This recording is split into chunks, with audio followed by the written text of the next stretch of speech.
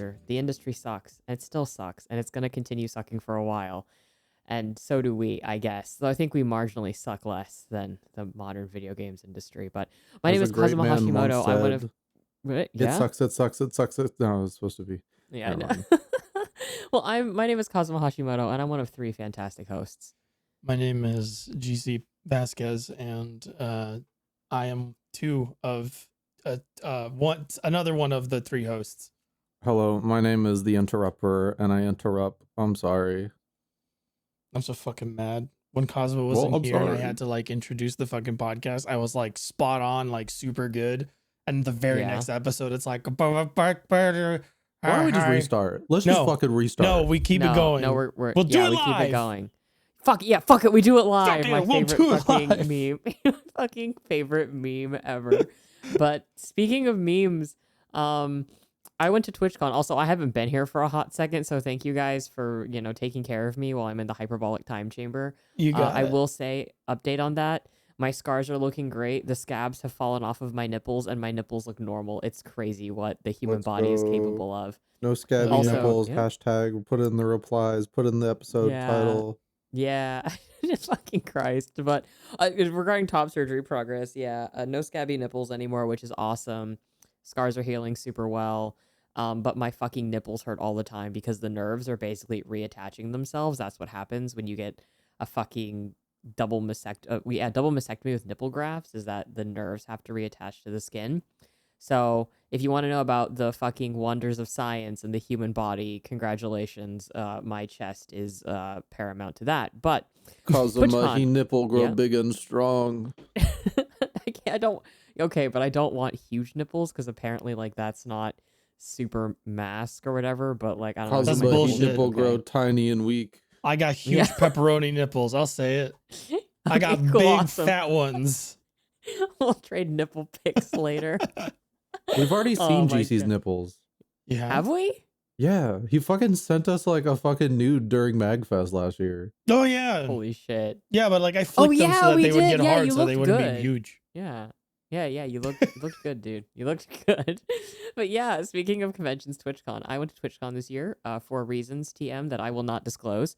And overall, outside of the things that happen to influencers at the convention itself, I was not privy to that because I was in a totally separate area, walled off, banging against the walls and eating extremely delicious catered food. Stayed at the Hilton Bayside, and I learned that I have an allergy to whatever detergent they use at that hotel because I woke up because I got there on Thursday. I took the Amtrak, by the way, the train from like LA to San Diego, and it was really lovely. Like, you remember how economy seats even used to have basic amenities when you would fly on trains, like electrical outlets and like snacks Yeah. and stuff. You get I fuck with convenience. Amtrak heavy. Yeah, they just have that in the Amtrak if you do business class for like $55. Like, it's fucking crazy. So I just loaded myself up on like fucking Coca-Cola and delicious snack boxes and chilled and sat and ruminated on the state of the modern video games industry for 3.5 hours. But I woke up, dude. Don't this is gonna be such a fucking. I'm like, I don't know. I'm crazy right now, guys. So you have to deal with that. But As if insanity is a thing this group is unfamiliar with. That's true. But I woke up and I had like this like spot like next to my right eye, like the outer corner of my right eye, and I was like, that's kind of weird.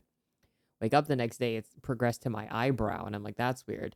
Wake up the next day, my right eye is totally swollen and almost sealed shut. So I have to go to emergency, urgent care on Sunday. Mm. And I go to the doctor, and this is in San Diego, by the way. Do you guys have any idea of what people are like in San Diego? Are they like ornery, or are they actually like really concerned for you at Is every that the waking San that moment? we met at that one time, or was San Francisco the one we met at?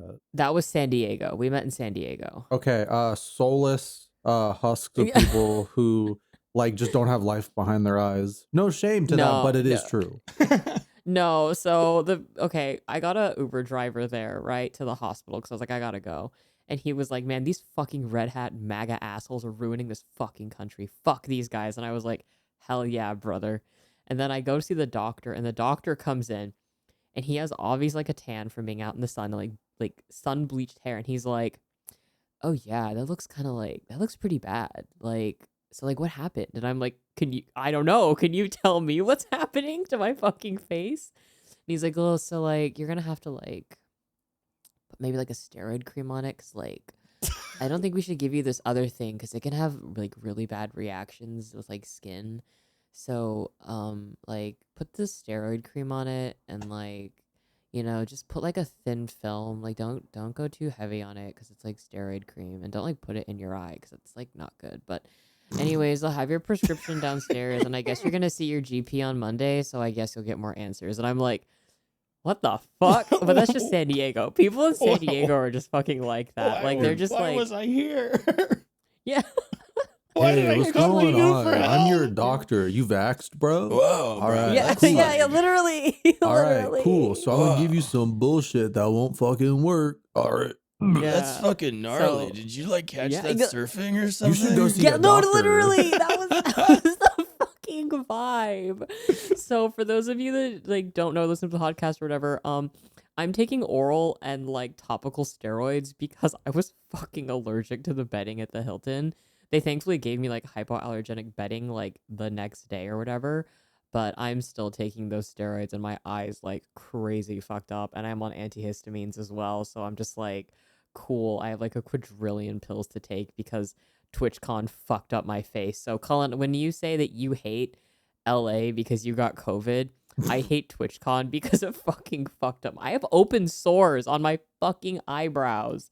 I can't stand you, the Hilton Bayfront. I mean, to make So- it clear, I don't hate LA because I got COVID. I hate LA because I got super mega COVID.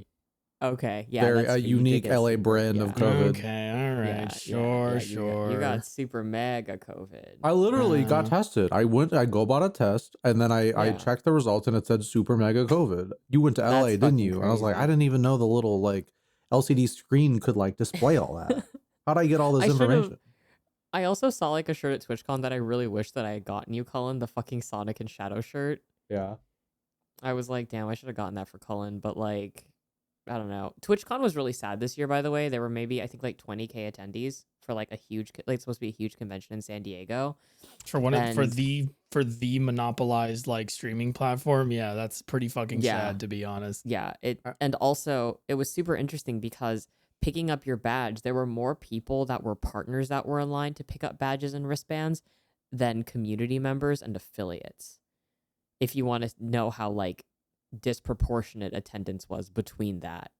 All Like, that little Yeesh. people, and people still got assaulted. That's crazy. I know.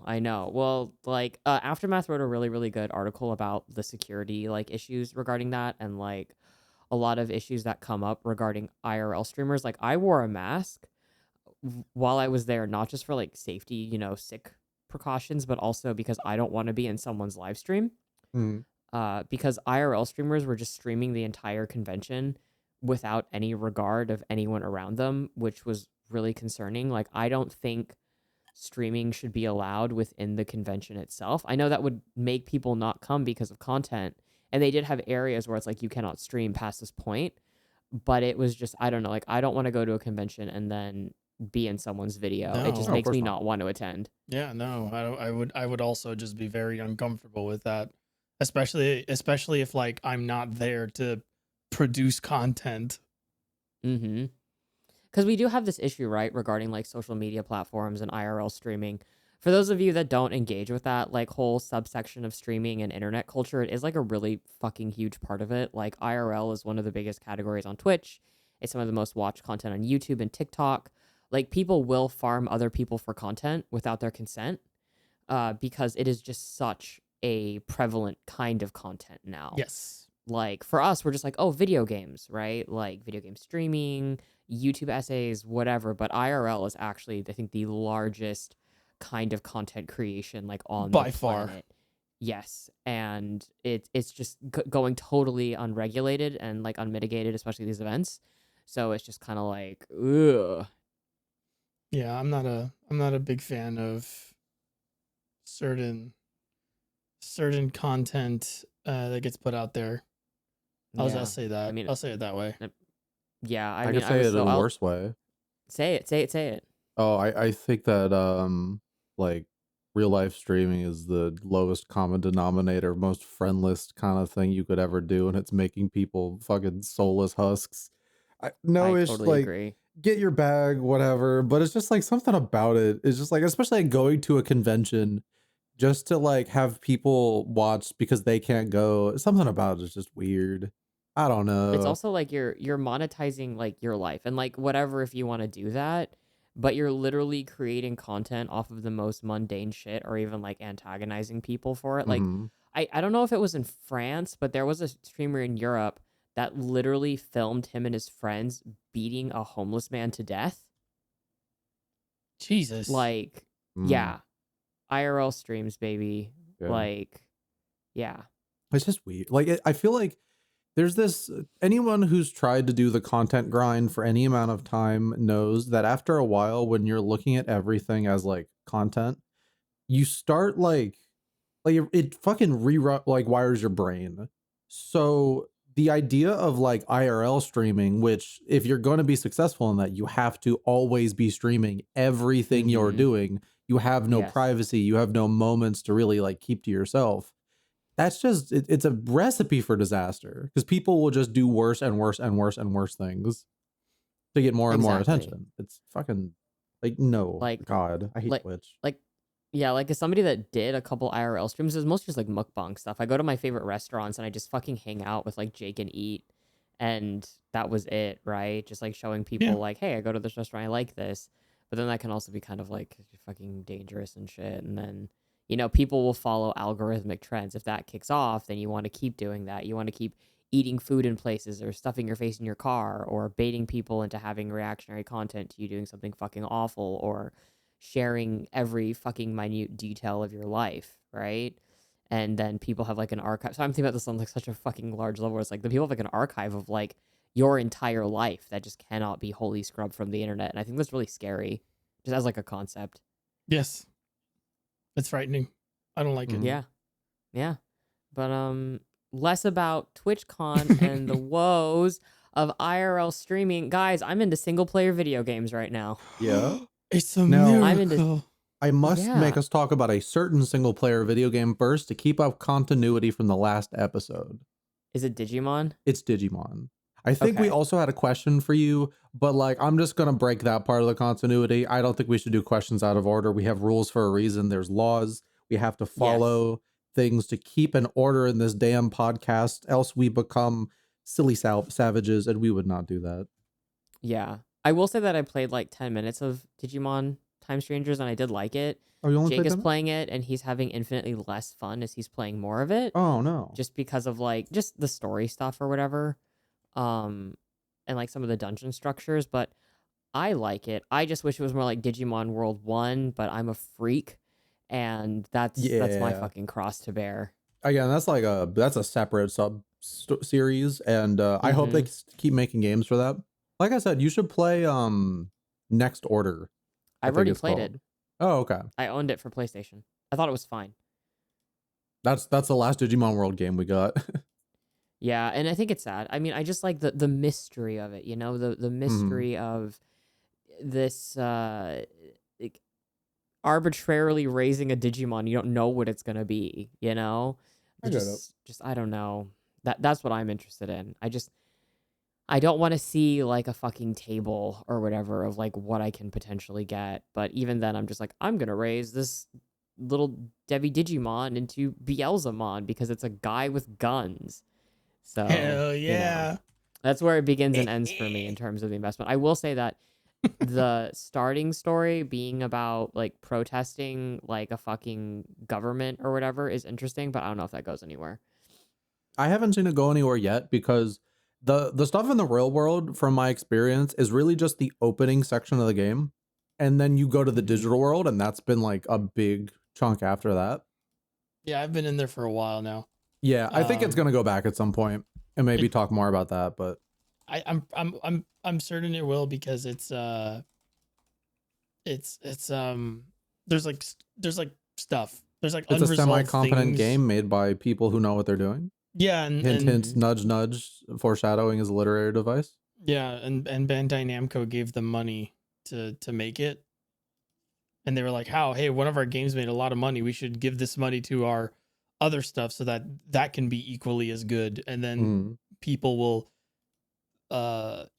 interact with our media more. But anyway, See, I don't want Mhm. to.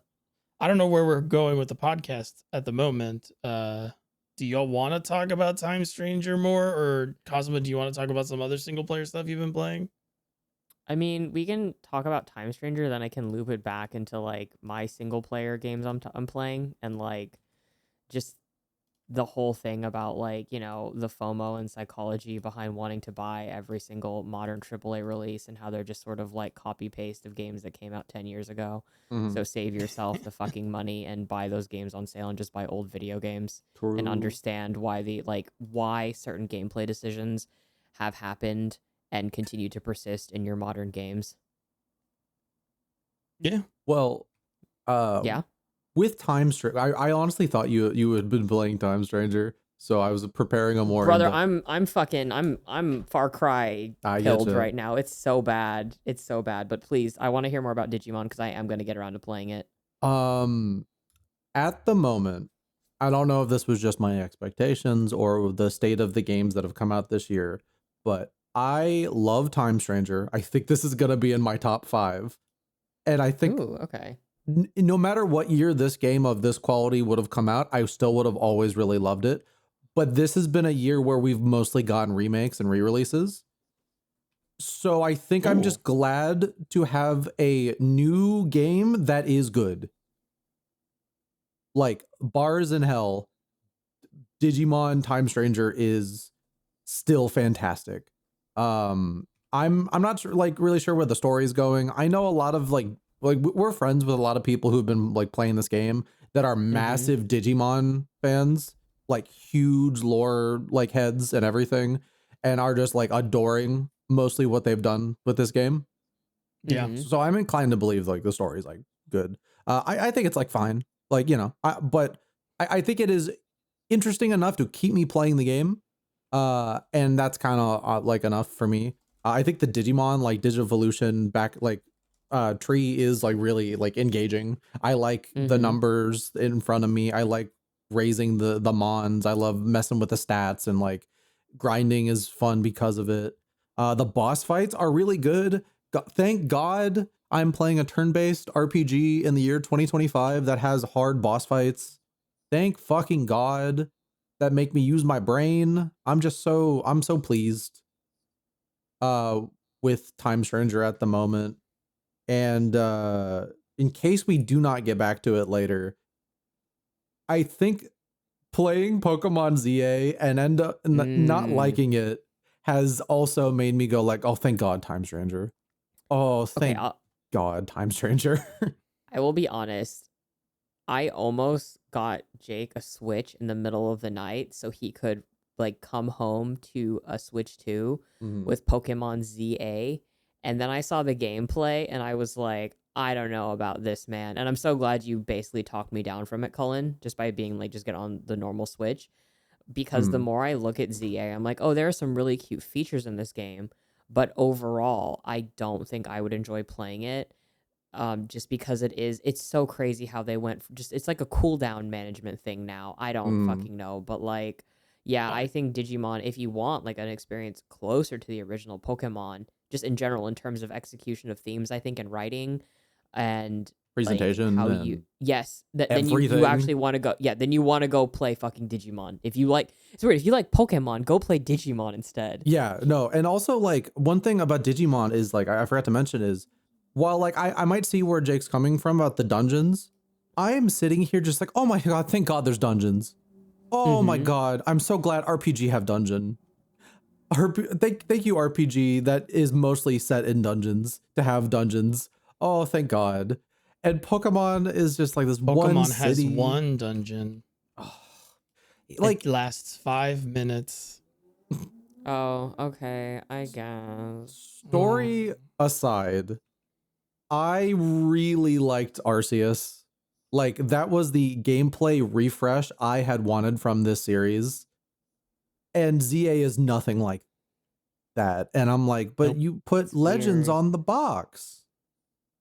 Why? it's weird. That gameplay is fucking weird. I don't know. It's Well, maybe I if beat the I don't. game. yeah, GC, you go. Yeah. Well, I beat the game. I beat it. I beat the whole thing. I ate the whole thing. They yomped it up. Yeah, so basically there are some interesting things in the changes to the gameplay of Arceus, whereas like moves that I used to just never consider, like protect and detect in like the basic game of like the competitive stuff is still there, whatever. But sorry, those moves have always been important in the competitive stuff, but like in casual Sorry, play, GC, like in just cut this normal out. I'm storyline muted in the playthrough call. stuff, which is what I play So while you're Pokemon editing for, this and you're like, what the fuck is those that noise? moves How were dare you? ostensibly I'm like, useless because I can just pop I mean, a anything bit in of one Taco shot Bell, 'cause I'm nowadays in hungry. I'm Pokemon. listening to you. Like Trust you me, can I do that. am. Pokemon is no Very longer smart, a game but where it's like, oh, even I- if you have super effective moves, like there's still a chance they can like do an attack against you that'll like leave you in an equally bad position. ZA has all those problems of modern Pokemon where it's like as long as you're doing type matching, you'll kill everything in one hit. The change to the real-time combat I think is a really bad move, even though I got used to it and I started to appreciate it, because at the end of the day, every match ends the same, which is I'm going to spam all of my moves as fast as I can before the other person. And if I can't beat them, I'm just going to heal my Pokemon one time so that I can spam all of my moves again and win, because the opponent will never heal their own Pokemon. Yeah. Boring. Yeah. The and it battling sucks. is just kind of not interesting. Like, Yeah, it's just not like on paper it is. If you told me, oh, real-time combat, the moves now have different attributes so that like they all have different windups and some of them are faster than others and like whatever. I'm like, oh yeah, that sounds cool. In practice, it's literally just mash your buttons. Mash your buttons as fast as you can. So I know people are like, Pokemon doesn't require any real strategy. It's rock, paper, scissors. But at the same time, at least you had to sort of consider things as opposed to what you just described. Yeah. See, the ZA is frustrating for me. I am overall like settling on this game as I think it is fine at best, because it's like for every cool thing there's a bad thing. Because with battles, like I genuinely love how they do like the battle zones where you have like 20 minutes or so of like real life time before like it, moves over to the next day. Yeah. And your goal is like, okay, get this amount of points so you can get your rank up. Go to the zone and like sneak around like it's Metal Gear Solid and initiate Pokemon battles like while you're not getting seen. That is fun. But then you actually do the battles. Excuse me. You actually do the battles and it's just kind of like whatever. It's like kind of neat to walk around the city, but the city's really small. I don't know. Like, just I have so much less to say about this game than I was expecting. It just really did not leave an impact. And I think for months I've been on this podcast being like, oh yeah, no, I'm of a two cake situation with these games. I'm sure they're both going to be good. And I'm just so let down by ZA. Having said that, the no gender locked clothing is very, very good. And all the clothes look very nice. So I'm literally just playing this game as a fashion simulator. Everybody serving C-word in that game. Oh, it's crazy. I put my guy in crop tops and short shorts and I'm like running around. I'm like, this is how this, if nothing else, Game Freak, take this away. Everyone likes the clothing in this, and never ever again make clothing as fucking dog shit as Scarlet and Violet. And it was awful in that game. I don't care that it was like, oh, well, it's because you're in a school. No. Terrible. And just gonna put this out there. The story, don't if you want to enjoy that game and you have like opinions about things, like, because you're a functioning human being and you care about stuff, don't investigate or interrogate the story too much, because it's like the most pro corporate, pro big business, pro CEOs of companies should be the ones running the cities that they are a part of story you've ever seen in your entire life. Crazy time of all times to release a game that's doing that. It's fucking cool. it's like really embarrassing. The Yakuza allegory in that Oh turns yeah, out to you just work be with them. Yeah, you work. work I with them, remember and then seeing the that. guy that Yeah. runs the company, it turns out to be like a really nice guy actually. Um, and all this, and then they go so far as to try to rehabilitate the image of the Team Rocket equivalent from X and Y.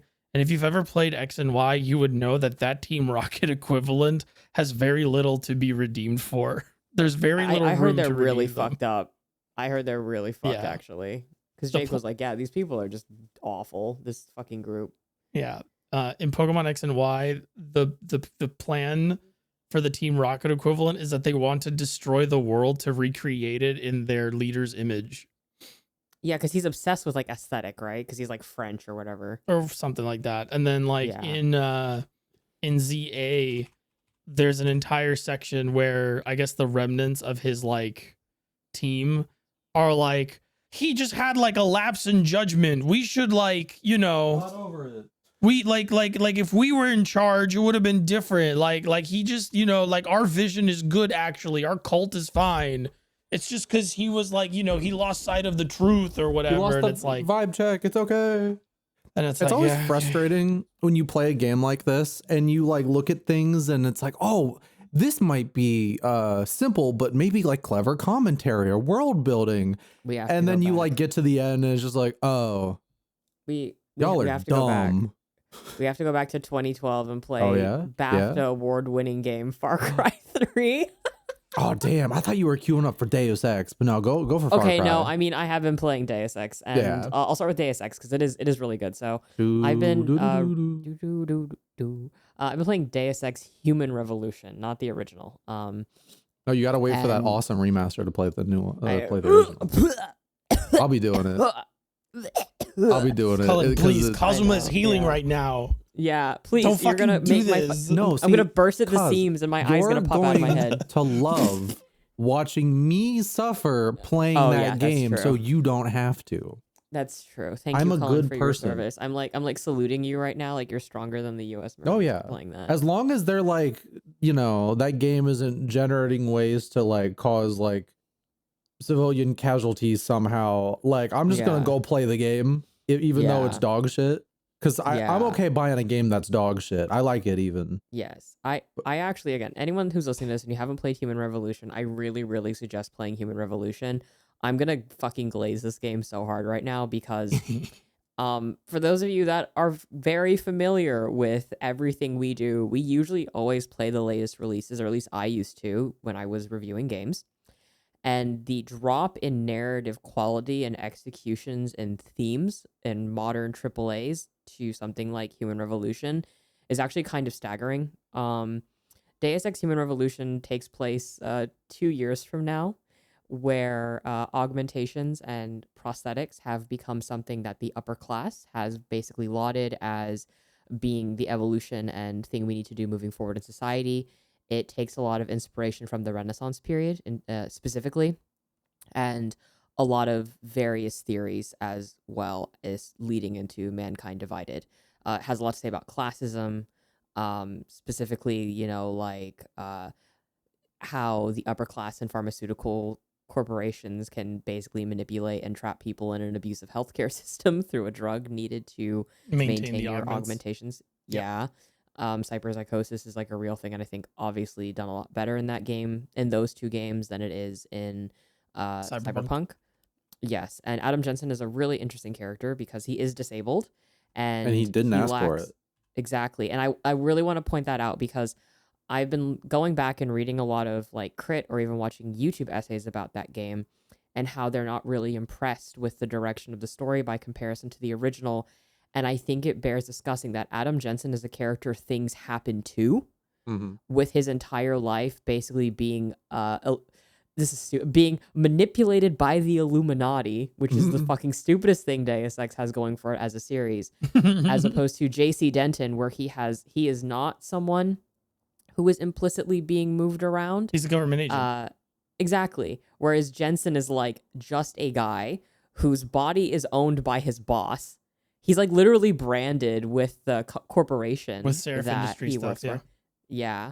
And he is basically just there, sort of impacting certain parts of the story in the world, but honestly, not a lot of it, because a lot of what he does is basically just a lot of a general lack of autonomy within his own story. And I think that's like super fascinating to have that single player narrative with a character who is, he's so rancid, but I love him. The yeah rip is so fucking funny. Just he's Yeah, just rip. he's just a guy who's sort of being like, again, a lack of autonomy in everything he does, and that carries over into Mankind Divided, where he's like forced to work with Interpol and then also engage in things. For example, like I don't like what they did with Mankind Divided. I actually stopped making content for the game because of a lot of really stupid shit the developers were saying about their Augs Lives Matter and mechanical apartheid shit, because it was clear that it was just a lot of ignorance. But again, like a lot of discussion of like second class citizenship, being disabled or being othered, for something you didn't choose to have happen to you or you were forced to rely on. And I think about this a lot in relation to what has come out recently and the narrative quality of the things that have come out recently.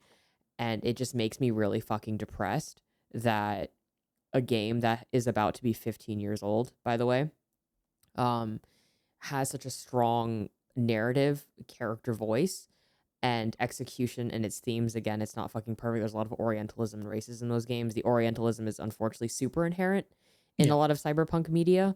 I wouldn't consider this cyberpunk, but I would consider it like future, like I guess like a futuristic like cyber narrative or something. There's like a whole segment in Um, Human Revolution where yeah. you talk to a guy in a stereotypical Chinese accent and he's calling you Yes. Guai Lao like 1,000 times. Yeah. Yeah, and it's also like Hong Kong is also in the original Deus Ex, so I'm like, I get why you guys had to do this, but I want to fucking kill myself. Um, but yeah, leading into that, also playing Far Cry 3 and replaying Far Cry 3 and Far Cry 4 for like the first time in like over 10 years, right? Like, Far Cry 3, a game that I know a lot of people lambast for, like the racism in the game without realizing that you guys know about Far Cry 3, right? More I or less, played yeah. it. I got all the endings. Okay, yeah. So GC, you know that it's like intentional. Like you are playing like a white guy from an upper class family in Los Angeles who went to UCLA, and his friends are engaging in sexual tourism in a third world country. Yes. Like You play a like fucking all of this, yuppie. yeah. Like he's also the guy who goes to college and he's like, I don't know what I'm gonna do with my life, so I guess I'm gonna like take photography classes and like major in like PE basically. You Yeah, he's know? a fucking he's a fucking rich boy who in our modern context like would go to school for that shit, probably start selling his own supplements and become an influencer. Like Yeah. Yeah, like he's because an he could adrenaline afford junkie. to do that. Yes. So like I think people fail to recognize the intentionality of like all of these former protagonists or like major protagonists in these AAA games, Mhm. and the sort of influence the mechanics have also had. Like Kevin Van Ord, he used to review games at GameSpot, I believe, and he has gone on to write for Baldur's Gate 3 and Divinity, was actually talking about Far Cry 3 on Blue Sky a while ago, and how that game is the reason that Breath of the Wild is the way it is in terms of like having to activate towers to reveal maps and everything like that. A lot of games having those sort of crafting and skill tree systems. That's literally where it all began. So sort of going back and playing that, and again like looking at the narrative of you being this like white guy in this like foreign country, and then having this really fucked up power fantasy where you're like, oh shit, oh yeah, and then going back to like, oh shit, is actually quite interesting and compelling. And I'm bringing all of this up because there was discourse on social media, and I'm sure you guys saw it. About? Which one? Okay, so there was discourse about, again, about people being priced out of playing video games, but it was spearheaded by video games should be $100 Oh yeah, just this because thing. of rising costs. One, that's really fucking classist, because people should not be priced out of things inherently. Like, video games are not a necessity, Mhm. but saying that so boldly is sort of like, okay, pores, you don't get to experience entertainment, right? Yeah. Yeah. Which really fucking sucks, because I'll be totally honest, my financial situation before I got my job was really bad. I made Mhm. 15 grand last year, like Yeah. cumulatively. Yeah. If I wasn't reviewing video games, I couldn't fucking afford to buy them, right? Yeah. And I don't think, that's fucking fair. Like there No. was also a thread that elaborated on that where like kids are being priced out of toys, so they're playing fucking Roblox and being abused in free to play games, Being which is taken the whole advantage nother of. thing in itself. Yes. Yeah. But for people that do want to play AAA games, there is also this psychology, this FOMO, the fear of being left out. We know people that are like this who constantly feel like they need to be part of the zeitgeist. So they will constantly buy AAA releases and feed into that psychological thing, right? Where I need to have an opinion on I need to be one of the first people to have an opinion on a fucking video game or a piece of media or whatever. And I feel And like I'll this has say been, as yeah. well, like I think it's fair to say, like GC and I, even like maybe not for AAA games, are guilty of this a bit as well. Like just Mhm. to be honest, it's a I real have a- thing. It affects us. My video with the most views on my channel is called what?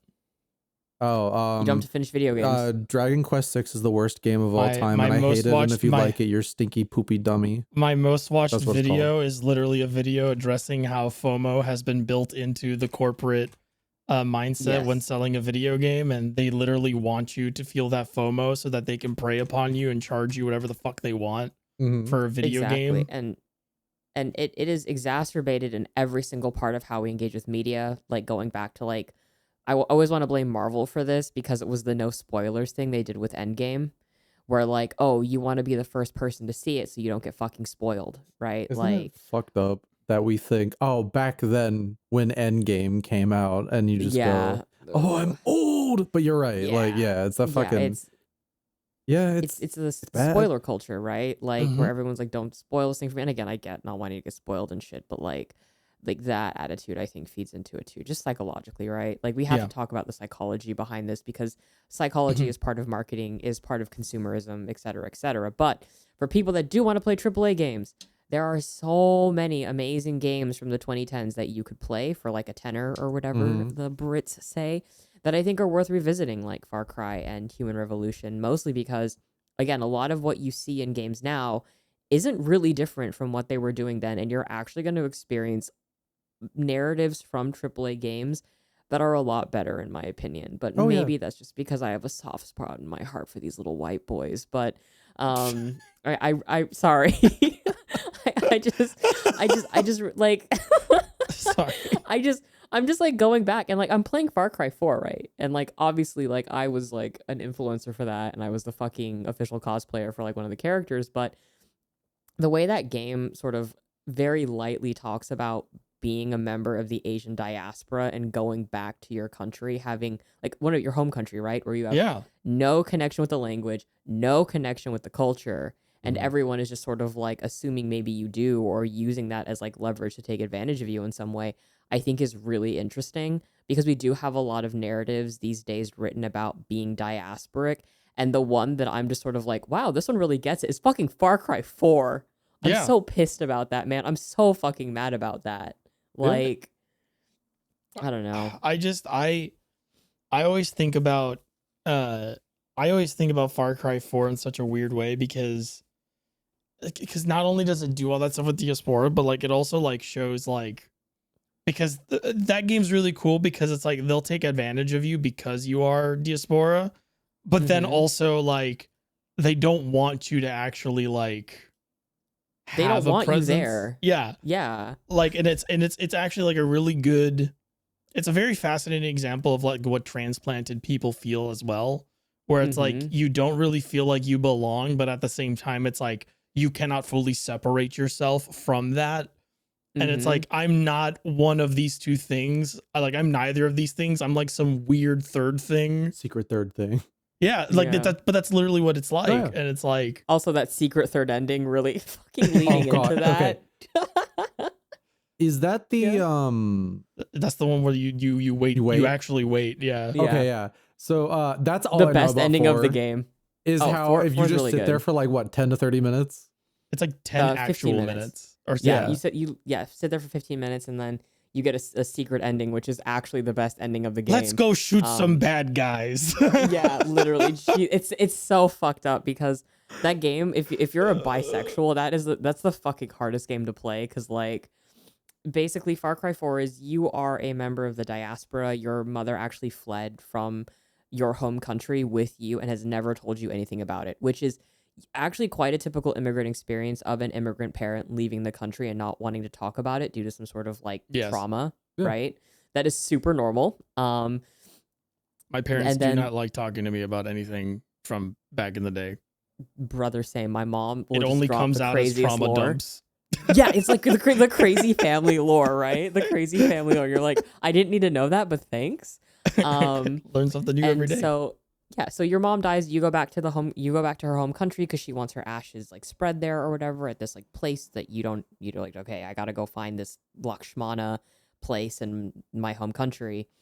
And a dictator rolls up who used to be involved with your mother and basically kidnaps you and is like, okay, just stay here and then I'll talk to you about what Lakshmana is. And you can choose to sit there or you can choose to escape. If you escape, you find game out that happens. yeah, basically. You escape and you find out that your father was the leader of a revolutionary, like coup or whatever that failed. For some reasons you will then later understand. But the game is split into basically two options that you can pick, and you can also like sort of swap who you're siding with up until kind of like the end maybe. Yeah. And it's Amita, who represents a more modern take on what society should be, and Sabal, who is a traditionalist, and they're both super hot. And obviously, I'm going with Sabal again because I'm gay and he Right, of has course. beautiful eyes. But no matter what you do in that game, it's a feel bad game. You will feel bad about anything you do because both of these people are fucking lying to you and using you and your connections to the country as a means to get what they want. Yeah, Like they suck. I have never felt so fucking bad playing a video game in my fucking life than playing Far Cry 4 and getting to the end. I was like, I really can't believe the best ending is getting into the helicopter with the dictator and just shooting people. Like, also, there's a really funny fucking line in that game, you guys, where you get a call from him and he's like, hey, I'm thinking about inviting a celebrity to, really put this country on the map. I'm thinking Dennis Rodman. How do you feel about that? Because, the dictator of Turkey invited J-Lo to sing at his inauguration. So what if I got Kanye West? What's he doing right now? And I was like, holy shit. Holy fucking Remember when shit. Ubisoft games used to have fucking bite and be like good? I It's love the because Dennis Far Cry Rodman 3 and mention Far Cry- because he actually is like a fucking dictator sympathizer. Yes. Well, it's so like, okay, Far Cry 3 and Far Cry 4 were written by like the same people, like straight up, and you can totally tell. And then after Yeah. that, They were written by what the- idiots. yeah, basically, Sorry, which I really just want sucks. like what No. I know about 5 because I played 5 because I got a free copy of it because I worked at GameStop at the time, Mhm. and I played it and I was like, oh, this game's really bad. Oh, this It's game just- is like yeah. one of the worst video games ever made in every conceivable way. It's totally toothless, which really sucks Yeah. because the Far Cry games, again, like white boy in foreign country living out power fantasy, and you have to really interrogate who you are at the end of the day and all the fucking awful things you've done and continue to do, or Asian diaspora guy being totally fucked with and manipulated by people that he should feel close to that he doesn't, and then yeah, we're killing white nationalists, but it in the end, Not really. yeah, and it's like, okay, I guess, and then the shit with Far Cry 6, which is also fucking dog shit, but I yeah, really all want to those guys play either- Far Cry 6 so that I can be very angry in Spanish. do you want? I will get it for you, dude, so you can I own fucking it. play it. I own You own it? I just haven't Oh, gotten fuck. to it. The idea that like being a fan of Far Cry 3 and 4 and then like hearing like, oh yeah, no, this series is now going to tackle white nationalists. That would be really Yes. interesting. And then you play Yeah. the game and you go, like you said, one of the more like most toothless games I've ever seen. It's crazy how much they tried to not offend people in a fucking like Far Cry game. Jesus Christ. because then they're It's like, oh fucking- no, well, again, the white nationalists play the video games. We can't be about anything. well, no, the thing is, like, leading up, well, that's the thing, right? Because, like, I was mutuals with Dan, who was the producer of the Far Cry series, because I got invited out to Montreal for the Far Cry 4 launch party, And like I met everybody, I met all the writers and everything, and he was really cool. And I remember when people were getting mad that you were basically like the antagonists were white Christian fundamentalist antagonists, the people of that, domination were getting mad. White supremacists were getting mad. And he basically said, fuck you to those people on social media. And then they reeled it all back real fast. Yeah. They reeled it back so fast, which was just fucking crazy that it just became this absolutely fucking toothless game where the worst ending possible is canon. I think Oh, I think Ubisoft. it's fucking dumb. Yeah. See, the thing, like, because I think you're absolutely right in just like wanting to go revisit the 2010s games. We talk about that a lot on this fucking podcast, and I try my best to not just like let that be fueled by nostalgia. But I agree with you ultimately. I do think games, for the most part, have gotten like worse. Bigger budget games. Bigger budget games have gotten worse. Some smaller budget games as well. I mean, like, like Pokemon ZA. Well, but it always anyway, happens where like, it always happens that like smaller budget games will follow the trend of larger budget games and so on and so forth. Because I think there's something to like what you were saying, because like I'm not a huge fan of Human Revolution. I think it's like I have nostalgia for it, and I like it fine enough. But like I'm thinking, like, you've been talking about Human Revolution, and I'm just like, oh, I could go for that right now. I could absolutely go for like a replay of Human Revolution. Yeah, I want that. Like, the idea like of because I know there is like criticism like the H-bomb video on it is like where they pull a lot of control. I'm gonna be real. I love Harry. I love Harry and I'm friends with Harry, but he didn't fucking read the emails in that game. Oh damn. Like, yeah, like I'm gonna be real. Like if you really want to understand the game, you actually have to do some reading. That's fair. Like I like that video and I mostly agree with it, but like what I was trying to get at is more like in terms, like I could just go for a kind of like, because with the choice to make Adam like, a character where like, yeah, he is defined no matter what you really pick. It's like, yeah, I could go for that. I could go for a nice sneak 'em game where I just kind of like let it all just happen, because like there's a lot of like fun design stuff in that game. The joy of Human Revolution and Adam Jensen is that your Adam Jensen will always be a very surly, very like fed up kind of person. But is he the type of fed up person that like if somebody's like yelling at him and is really annoying, is he gonna knock their ass out, or is he just gonna wave them away? And that's your decision. But like, did you know in Mankind Divided? Yeah. Oh no, go ahead.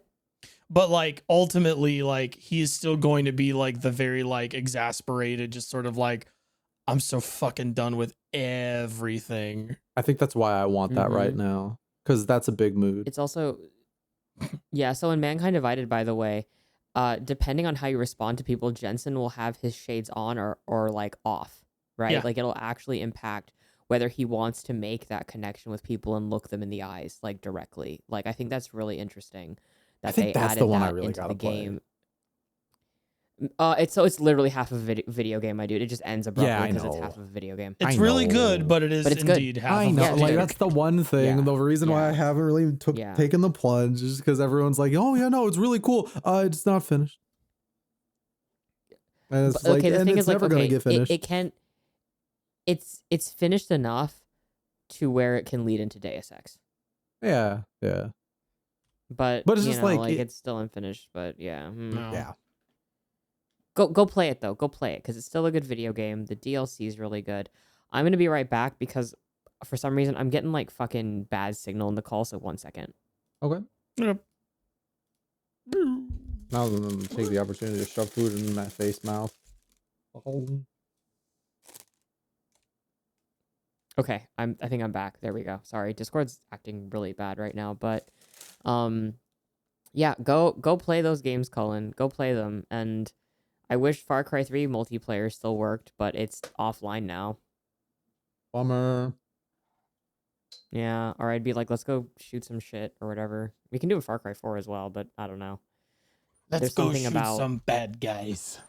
Yeah, I mean, okay, that game's really fun because I'll be walking around and I'll hear a fucking eagle and I'll go into high alert because I've been dive bombed by eagles. Yeah, I'm just like,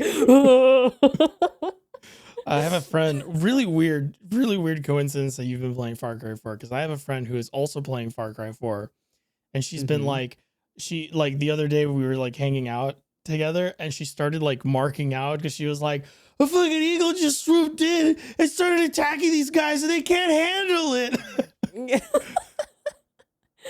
Ugh. What's more dangerous, the fucking like dictatorship or a fucking pack of eagles? Who would Oh, Tune go in to for find eagles. out.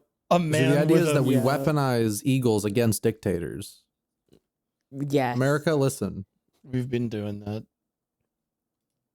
At least we used to. Yeah. Mm-hmm. But anything else you've been playing, Cos? Fran Bow. I think I remember you- you talking about this. Yeah, I'm finally finishing it, and it's like a indie psychological horror game made by the Swedes, so the translation's kind of all over the place. Cool. But it's really good. If you like Silent Hill F, I actually suggest you go play Fran Bow. You'll have a better time and experience a better narrative. I was sad that we couldn't have the yeah. Silent Hill F talk in the podcast, but like after all this time, I'm kind of just like, it was fine. Yeah, it's really just okay. Like I don't personally, from my perspective as a Japanese AFAB person, I really don't understand how people can think this is like a interesting or good critique of gender roles in Japanese society. I think it would have been better if the game had been about Hinako's internalized misogyny in Mhm. relation to how she views her friends and how they view her, or like even questioning like the system in which everyone is forced to engage in.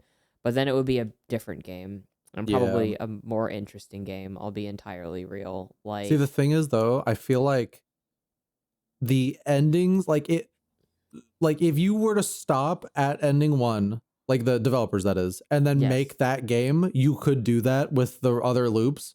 But whatever those other things get into, that's some like, I don't know. Yeah, I I'm just not. I did not like I think I've explained this on the podcast, but it's just like I just don't have the time to go play that game a bunch more. So I just looked up everything else because I made a right assumption that the most impacted a reveal would get me was the end, like the first ending. Yes. And I was right. Everything else kind of ranges from, oh, okay, that's cool, I guess, at most. And at worst is just like, oh, what? All yeah. right. So the worst ending, in my opinion, the most interesting ending with the post credits. I think it's stupid that they're like, yeah, this is written by a fucking visual novel writer. This is so fucking stupid. But the post credit thing where she's like, please, in relation to them being like, oh, we're gonna. It implies that Hinako's mother was potentially. Yeah. Or anything like that, or being forced into a role that she doesn't want to be forced into. But there's no further examination of any of that in the game. It's literally just like, isn't that crazy? Isn't it great how much he loves her? Isn't it great that despite her being she gets a guy who's super well, other than the fact that she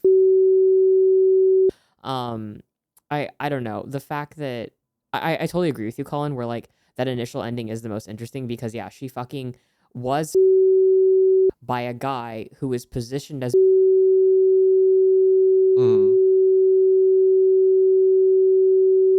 is as interesting as that game got for me. GC, out of pure comedy, I want you to add beeps on certain parts of that. 1 for spoilers, and 2 because again, I think it would be funny to just be like, yeah, so she like at the wedding and then with the, and the whole and with the, and no one left alive to see that kind of thing. You got it. Yeah. But no, I super agree. I like that last stretch in the first playthrough. You mean the forced combat for an hour? I was okay. I'm playing on story mode. I thought it was okay. I was okay with that. I meant more like kind of how the tension ramps up And then Hmm. like again, that very last bit they do where you kind of realize what the game has been doing the whole time and everything kind of falls into place. And then the last story sting, that was really cool. And it had me really excited to like learn more. And then I was not too happy with the other stuff I learned. I was like, oh, I didn't care about any of this stuff you went into. Yeah, I, it's because it's also just like I don't know, man. Like this is a game written by a Japanese man who thinks this is what relationships between women are like, and mhm. that's just kind of Very it. Like hostile and like yeah, like all the girls fucking hate each other. They all hate Hinako. They all hate her. Like Rinko hates her because she likes a boy, and the boy likes her. Like Hinako and not her. And then her friend has like magic autism. I'm not kidding, which is the fucking most ableist thing I've fucking seen in a video game in a long time. Mhm. It's just I think there's fucking always this crazy. problem where it's like I guess like teenagers can be very antagonistic to each other, but like But they're not sort of teenagers, GC. but they're wearing the No, But they're not it's teenagers. complicated. But yeah, I Yeah, know they're what you not mean. teenagers. okay, so They're not okay, teenagers. so so then that's already sort of a weaker presentation then, but also like there's always this weird thing when somebody like tries to like you want to show off the way that misogyny affects women's relationship with other women, which is a thing, right? But the reality of the situation is that a lot of times, even if that's true, like women have good support groups just like men would, which is always like the thing where it's like usually if there's like a woman, her friends all hate her and they all secretly hate her, right? But then like the guys in the same story, they're either like unaffected by this. There's no animosity towards the men in the friend group, or the men have a separate friend group and they all get along splendidly. And it's like really weird that there's like always this like every time someone writes men, it's always like with this like huge amount of brotherhood and like this importance of like anyone who breaches that is like a bad person. But when it comes to like writing women in the same dynamics, it's always like, well, no, this is just matter of fact. Like, that's just how women are. You know, like you don't, if you're a Mhm. woman, you don't have any like real friends. Only the men that you end up falling in love with, those are the people you trust. And like, that's Yes. sort of like a thing that always like strikes me in a lot of stories that are like women centric. Yeah, it's especially written by fucking men, man. This is I just Yeah. I don't know. There's whatever. Like your fucking Silent Hill game, I don't give a shit. Just go back and play Silent Hill 3 because again, a lot of the stupid comments leading up to that game like Hinako is a character and a protagonist in a Silent Hill game who is a woman and not dragged around by the story. Yeah, really? Why are you lying? Why are It's you a lying to it's me a right very now? linear game. What are you talking about? It's also a Silent Hill game. Like by default, a lot of those characters kind of just get Yeah. dragged Yeah. through, That's and like the point. that's the Yes. general like like premise But of the story. But don't you understand? She has autonomy, unlike Heather. I When her don't think endings are so. GC bleep this out. Okay. Yeah.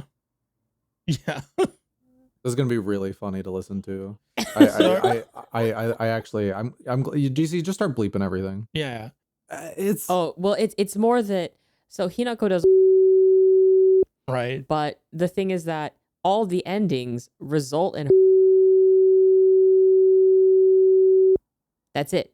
There I think is the only no. difference with the last one is she's like maybe one day, but not now. That's Yeah, the best you get. but it's still fucking. Mm.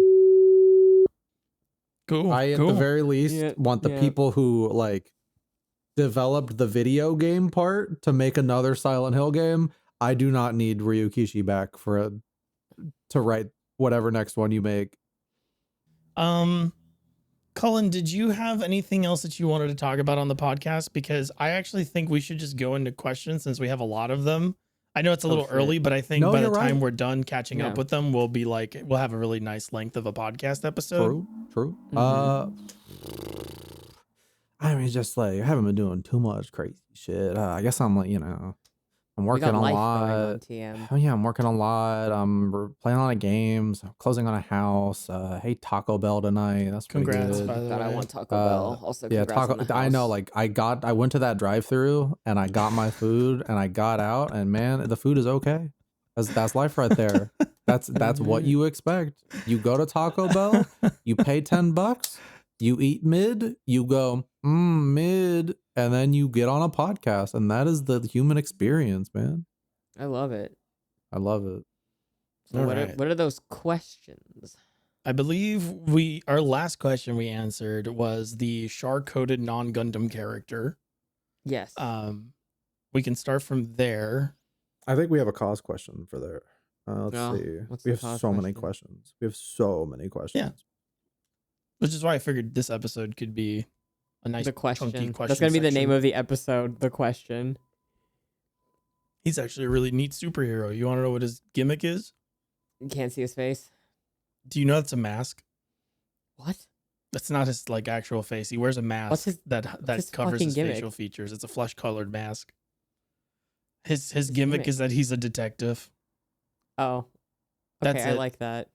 And he's like He- kind of weird. Like more modern depictions of the question make him kind of a weirdo and strange. And he's like really like he's quirky in the way that he like takes himself really seriously, but he looks and talks like Dick Tracy. Okay, I like that. He seems like he's an insane person. Yeah, I gotta find some cool excerpts from the question stuff. Anyway, go ahead, Cullen. I'm like, we have so many questions that I'm trying to make sure I don't do new ones. That you don't do old ones. Yeah, that's what I meant.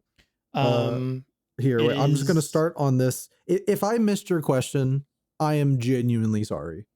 I'm gonna start But at thank you one for the and we're gonna go questions. on. If you notice that I didn't do it, ask it again, and then we're Sure. and then we'll answer it. Let's just do Yeah. that.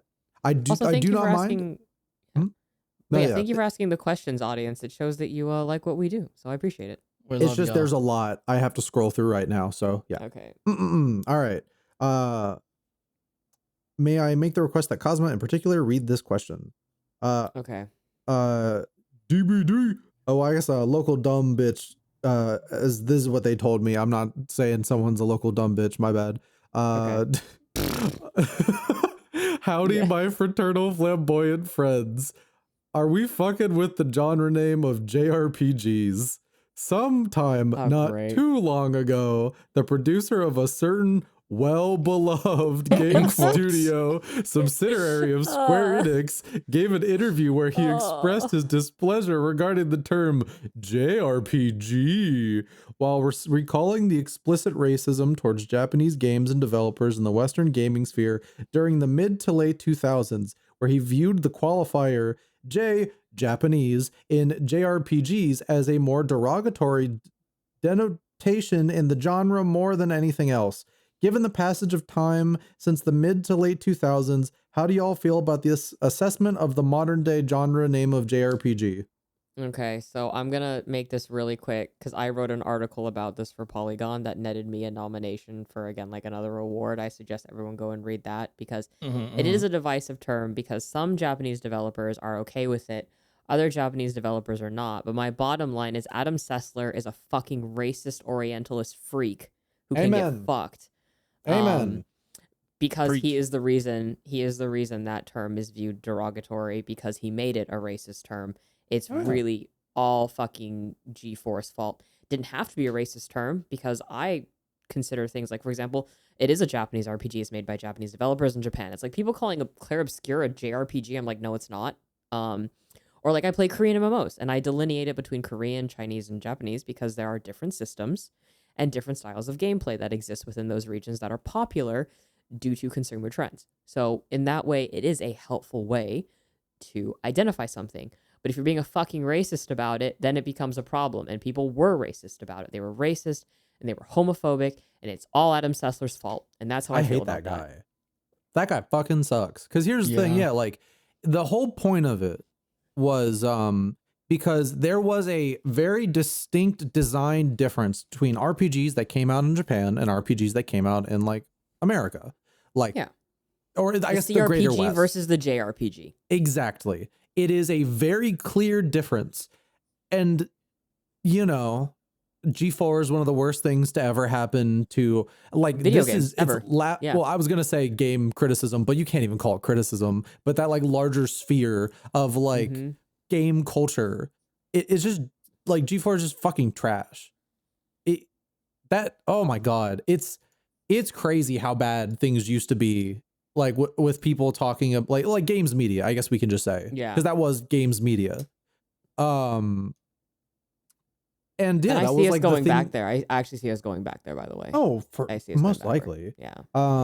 But like the whole like the literally like you go back to any old like quote unquote review of like a game on like a Japanese game on G4, and it's just Adam Sessler being like, Titus is gay, he's a gay loser, lol lol lol lol lol, he laugh, oh, haha, stupid Japanese people. I'll go a step further. He never said this, but he basically called Van a fag in Final Yeah. Fantasy 12. Yeah, GC, you're not allowed to bleep that. You have Yeah. to keep that one in. Yeah. I can say it. I'm gay. But GC, well, you yeah, can't say I it. guess Yeah. You Yeah. can't say well, it. no, yeah. I know I was you actually want gonna to, make GC, but I you was gonna can't make quote a. it. I was gonna make a. Well, I can't say that word to the Yeah. reference of JRPG. Yeah. Yeah, only I can say Yeah. I'm not the allowed. fucking slur. JRPG. I'm not allowed to say that. Oh term. fuck! But Wait, it's- I'm sorry. I should have said RPG. Yeah. That's my bad. Should I have to like bleep all of the all No, the times no, I've no, No, said just it? do, you don't need to No, no. retroactively do it, but from now No. on, you have to say Yeah, RPG. yeah. Like, Yeah, there's so- just no way getting around it. You could say So I CRPG, actually- but you can't say RPG. Yeah. I yeah. have a But- I have like yeah. a really weird opinion on this where I'm like, if someone, I feel like if like I If a agree Japanese because person is fine with it, who fucking cares? yeah. Fucking But like Christ, for me, yeah. it's always like for me, it's like it is definitely useful as like a regional denomination of like if you look at games that were made in one part of the world and games that were made in another part of the world, and those games belong to a broader genre, there are distinct differences and ways those games were influenced by the same things and they went in completely opposite directions. So it's so like, yeah, it's not, it became derogatory, right? And it is used derogatorily, but I feel like in the larger, because like when this whole like discourse happened, people were like making it out to be like, oh yeah, everybody's been using it the racist way. And I'm like, no. for the majority, most people were literally using it to, it's the same thing with like when you talk about American cartoons and anime. It's like, why is there a difference? It's like, well, because anime is what they call it in Japan. They don't call, and like people like, oh, well, that's just whatever. And I go, well, no, because like if we look at like comic books, we call American comics comic books. Manga. We call yeah. Japanese comics manga. Koreans, I forget the name for Korean Manhwa, Manhwa. I think, right? Manhwa. Yeah. Like Manhwa. I'm cultured. Woohoo. these are just you know, granted they might just literally mean the same thing, but like that's the terminology. You know, you just want to be It's shorthand. accurate. Yeah, In you a want to world be accurate. You without want to describe it. racism, it's shorthand. Yeah, Yes. but at for, the same like, time, I Thank do you, think Skullface, Metal Gear Solid. at the same time, I Skullface, have made an thumb up, you- effort. It's like, I have no made an worries. effort to not call things JRPGs if I know there's like a better word for it, just because at this point, a lot of things are just being influenced by each other.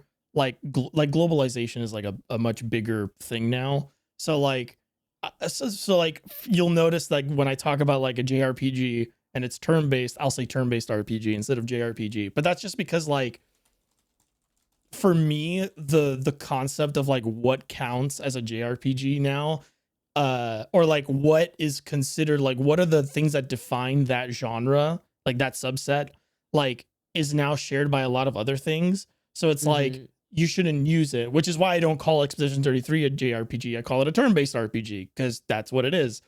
I And call like it a fur PG, a French RPG. a croissant call it- RPG. Sorry. Yeah. Jesus, I don't. GC. The fuck is you wrong know. with you? RPG. You can't just call it a croissant RPG. croissant Fur, RPG. fur RPG is much better because RPG. they're furries. RPG.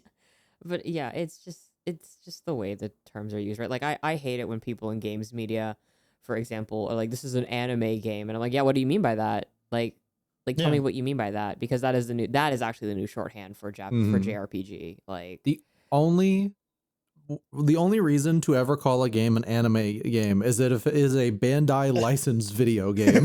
Yeah. If it's an No adaptation other of an actual game. anime. No other Yeah. game. And it's not even adaptation. Loose licensed slop. That is the only time you can call something an anime game. Yeah. One Any Piece. other instance? Yeah. What do you mean by that? One Piece Yeah, Odyssey hey. anime RPG. Mm-hmm. Yeah. You know, hey, so like, yeah, like, what did you mean by that? But yeah, I think that answers the question. Yeah. All right. Let's see. Adam asks, hello, Burnout Boys. Hope you guys are doing well. Unless I'm mistaken, I seem to remember in a previous episode GC mentioning that the Mass Effect series is pretty Islamophobic in places. As a Muslim myself and a fan of the series, this aspect seemed to have flown over my head. If you don't mind, could you expand a little on this aspect of the series? Sorry if that's an odd question. Cheers, lads. All right. Well, DC, let's get to it. Yep, GC. Okay. Do you mind if I repeat the question to myself out loud? Absolutely.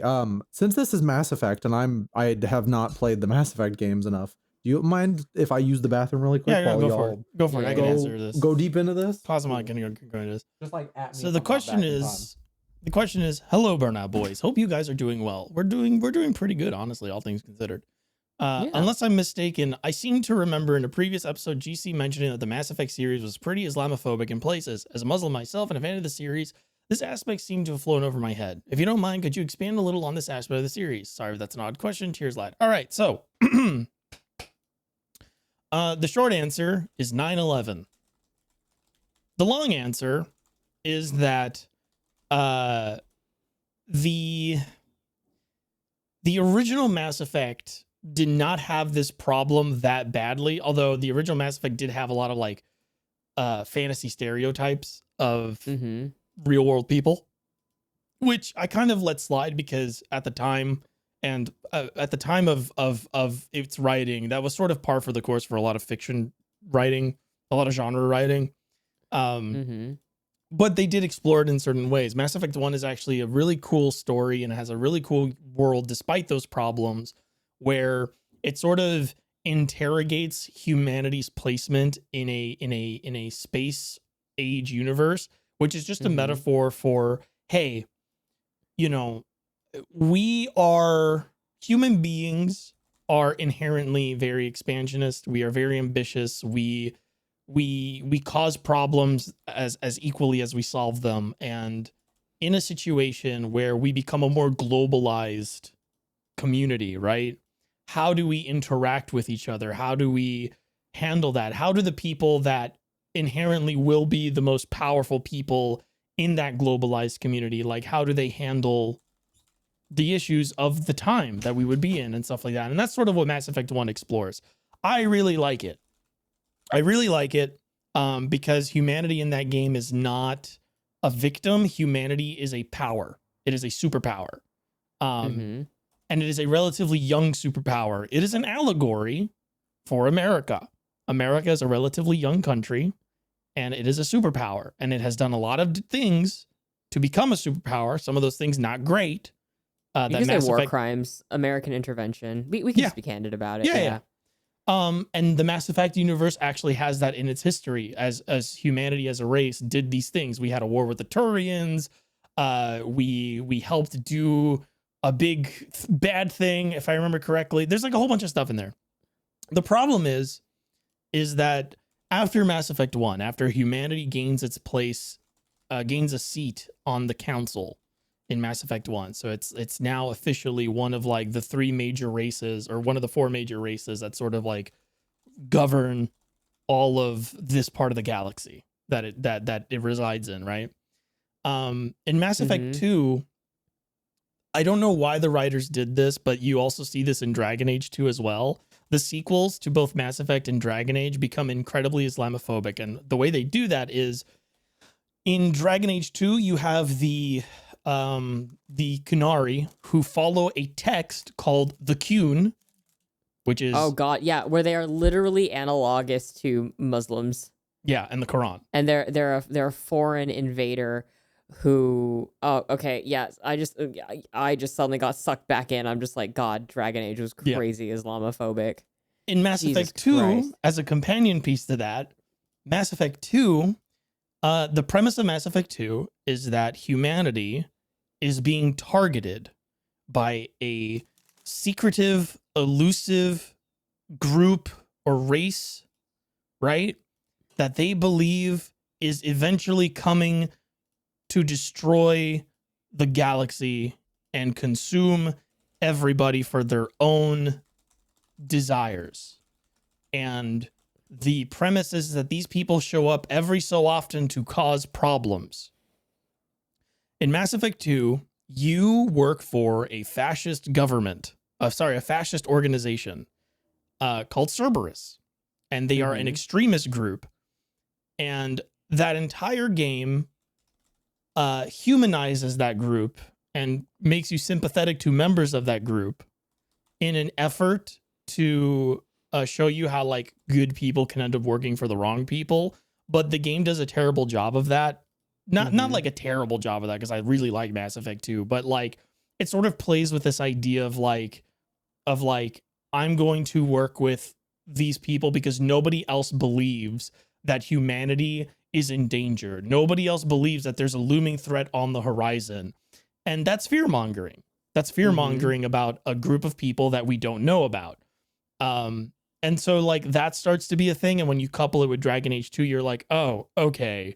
There's a consistent theme in the BioWare writing where it's like something's under attack. Another thing about Mass Effect 2, very important, very Christian. Mass Effect as a series is saturated in Christianity. Your main character his name is Shepard. Like that's not on accident, and that's not just a superficial decision that goes nowhere. That's just there to evoke Christianity. No, that is a Christian game. You meet a character called Legion. You go to all these places, and you're like the answer to all their problems. This extends into Mass Effect 3, where the Islamophobia is on full display in the first 15 minutes of the game. And I know my answer is getting long-winded, so I'm gonna wrap it up here, because you only need to play the opening to Mass Effect 3 to know. In Mass Effect 3, at the very, very, very, very beginning, you are summoned to the human alliance chambers. So all like the leaders of the human race are there, and they're basically like being like, hey man, the Reapers are coming and we don't know what to do. What do we do? What are we gonna like, how do we stop them? And then like, just like in the middle of the conversation, the Reapers show up right then and there. And that entire opening sequence is just a huge allegory to the 9/11 attacks. Where the Reapers show up, they attack the capital of Earth. A child gets blowed up.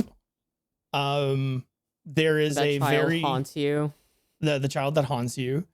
There is a very clear like pro-America, anti-Islam stance in that opening. Punctuated by a Reaper descending down onto a very tall tower in the city skyline and latching onto it. And it is pretty obvious what they're trying to do, because again, in Mass Effect, the Reapers don't have their own like culture. They don't have their own like respect for humanity.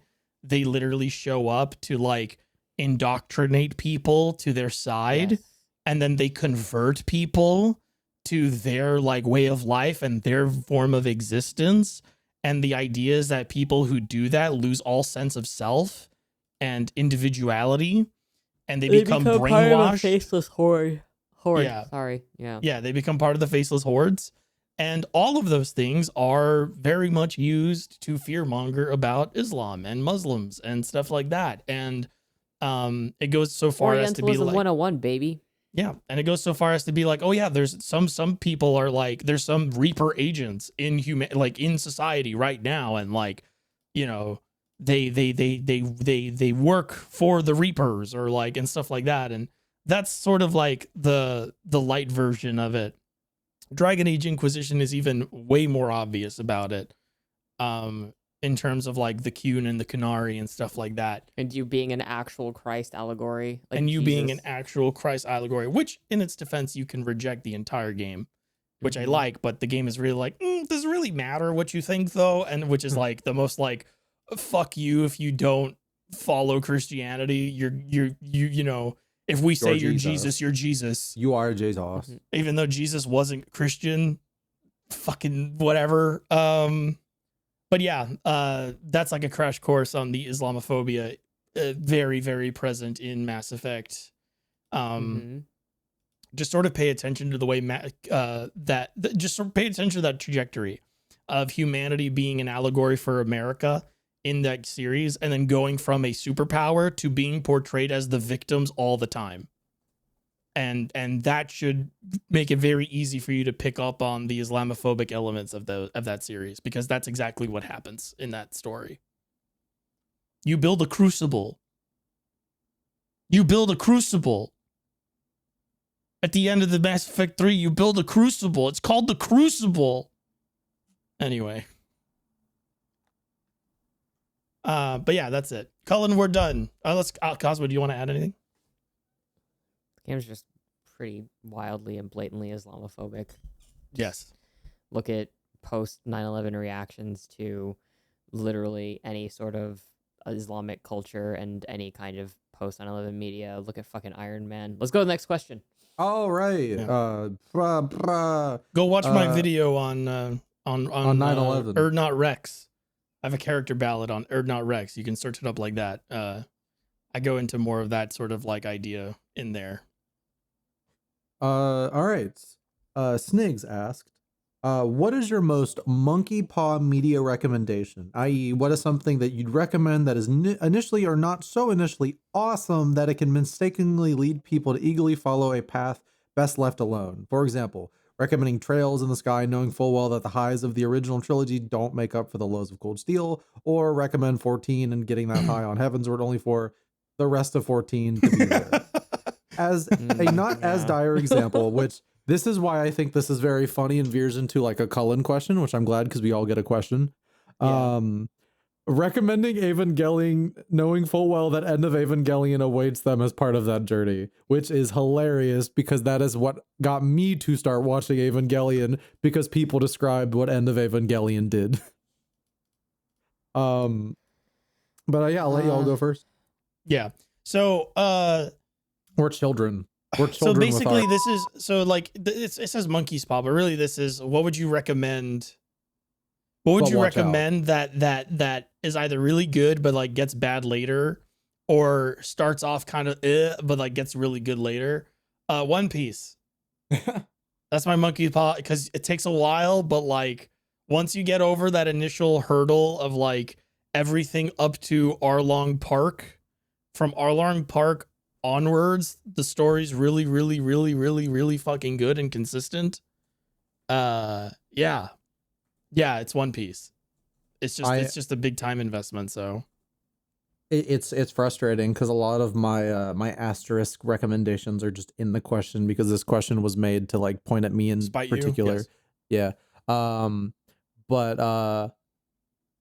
like in the similar ballpark, like it's a lot of the shows I like have moments where the quality just dips, or it goes on too long, or it has like a key flaw, and because that's just what I think is very human and interesting about art. All but art in the is same flawed. Yeah, but no, but like I like the stuff that like, you know, the stuff that just has fuck ups. I just think it's interesting. Sorry, folks, to I'm a little with. heated listening to Cullen talk about this, because Cullen has done nothing but show me bad media for the last 2 months. Oh, of course, on purpose. Yeah. Oh yeah. Well, and I also love bad media. That's Meanwhile, just bad. I'm showing him amazing Hong Kong action movies, but whatever. Again, like we're watching The Killer on Monday. It's gonna be sick. We're putting a pin in this because the next question. But I don't know, in the same ballpark as Evangelion. Like I think Mecha, that's all like weird and inconsistent, but has a really high, like really high recommendations. Space Runaway Ideon, you know, the show that Ava was really inspired by, because you have like 30 to 40 episodes of just one of the most miserable television shows of all time, and in some points just kind of dull, and then you get to where it all leads up to, and it's just like, oh, I am mentally scarred and I am damaged forever by what was shown to me here, and thank you, Tomino. Very cool. But yeah, I mean, like, it's like Trails is like big like that. There's a lot of points in Trails where it's just because Trails is a very reactive series to the media landscape, like just games and culture around it.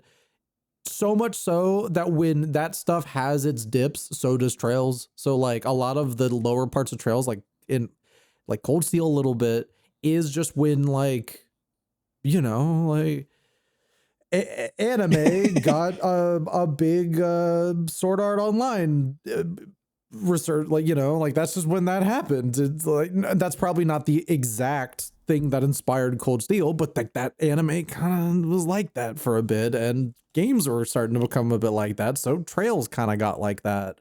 And it's coming back up now, but like that's just what happens when your game series you like, that is a yearly franchise, they make there's a year of development for all these games, is very reactive to the media around it. It's just you'll have dips like that. So there's a big chunk of games where it's just like, you might like this, but I can't glowingly recommend it. Next. All right. Knowing what you've been watching lately. I mean, I was gonna say that. You want to take my job? You trying to take my question? What is the maddest a prequel retcon has ever made you? A what? The rowdiest? So Exy asked, knowing what you've been watching lately, which is about something GC and I have been watching, what is the maddest a prequel retcon has ever made you? And I know that the question without context is just an open, like, ended, you could say anything you want. You could take this in any direction. There's so much media. There's so many prequels.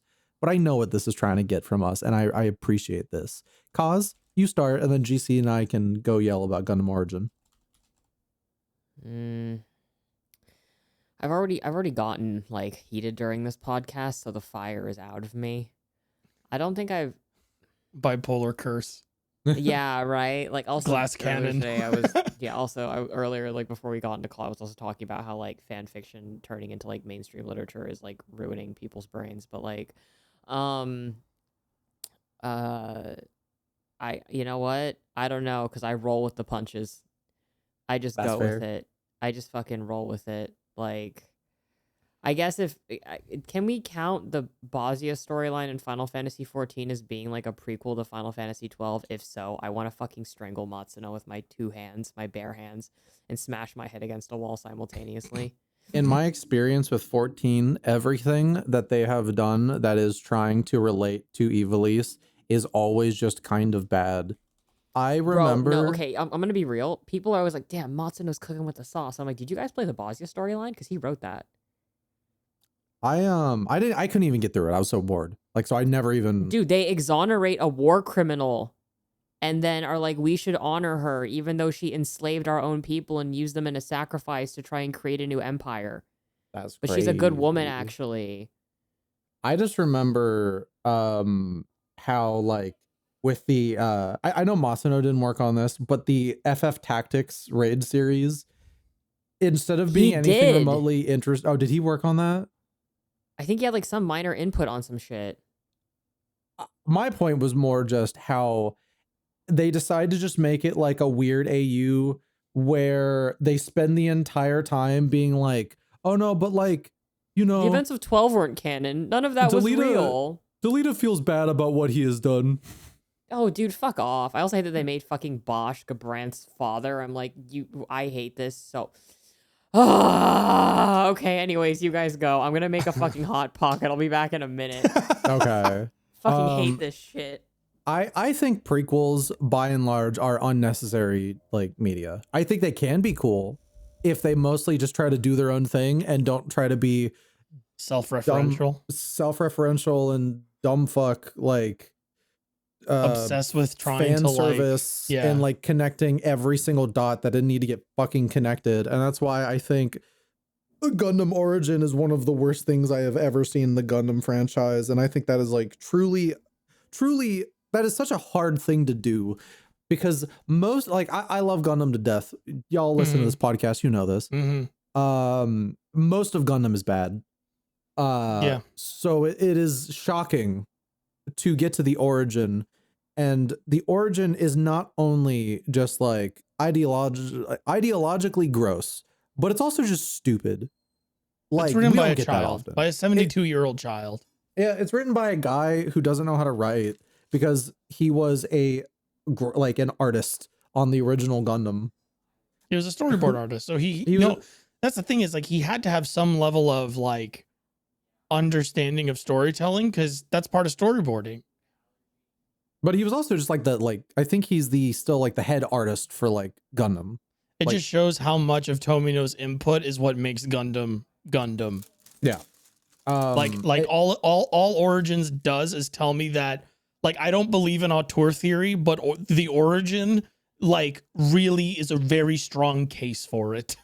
Gundam as a franchise, especially everything in the Universal Century that Tomino did not work on, is unfortunately one of the biggest like reasons why auteur theory might be anything of value, because it's just like, wow, oh, y'all are dumb.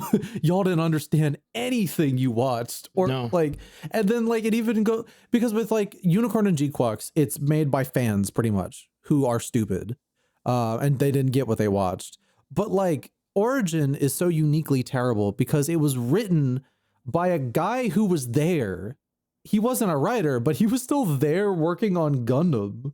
Correct. So for him to be like, no, this is the real Gundam, and like Tomino's not even involved. It's just the guy who drew the pictures, basically making a Hollywoodified version of Gundam and making the stupidest like prequel connections to shit of all time, and making none of the characters match their original counterparts or understanding why those characters were good. It's hilarious that people say Origin is good. Like, it really seems to me, and I think this is for a fact, people who like Origin watched Origin first or read the Origin manga first, and that's what they think Gundam is. So they think that, like, so then they go watch the original stuff with the lens of that, and they're like, oh, I guess it's fine. Because if you don't like thinking about your media, yes, Gundam the Origin is fine. But if you appreciate anything about the original Gundam, or what it was doing thematically, or its characters, or are a fucking Char Aznable like freak like me, who rotates that guy in your brain like every single day of your life, it is constant red flags. Oh my god, it is hilariously bad. I highly recommend watching Gundam the Origin with a bunch of friends at a Discord call. That is probably the worst writing I've ever been privy to. The Origin, like that's the worst writing I've ever been privy to. Quattro Bagina's like doing sick basketball shit? Oh, yes. Okay. Well, yes. Technically, yes. Because Quattro is a fake name. Okay. It's Char. It's a prequel story about Char. So it is Char going. It is Char balling people up. So the thing about Gundam Origin is that I'm gonna say this in terms that I think you'll best understand, Kaz, given your like limited knowledge on Gundam, but there's a character I'm gonna relate what they do to him, and that you'll absolutely get what I'm talking about. What if they took Char Aznable and said, no, he's Lelouch? Huh? Yeah. What? Char goes from a complicated and like damaged individual with like a couple of like, you know, actually smart schemes that he figured out in the moment, to the mastermind of almost every single bad thing that has ever happened in Gundam. In the UC, yeah. He's the instigator for everything.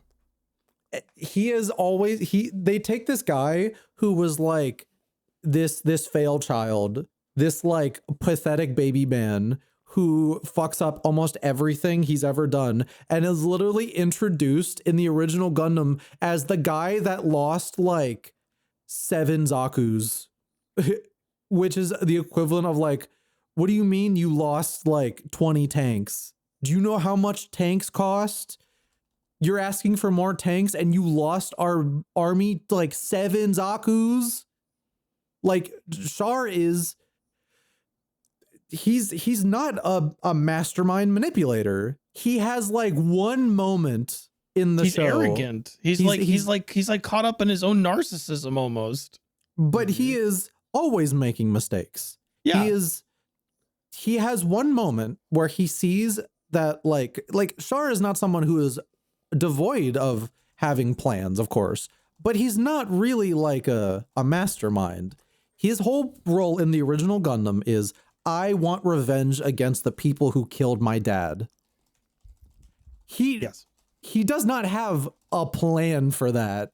He infiltrates their army and then just wings it the entire time, and is someone as who is one very, would, because there's no fucking way you can come up with a plan to do something on that scale. So yeah, you have to wing it.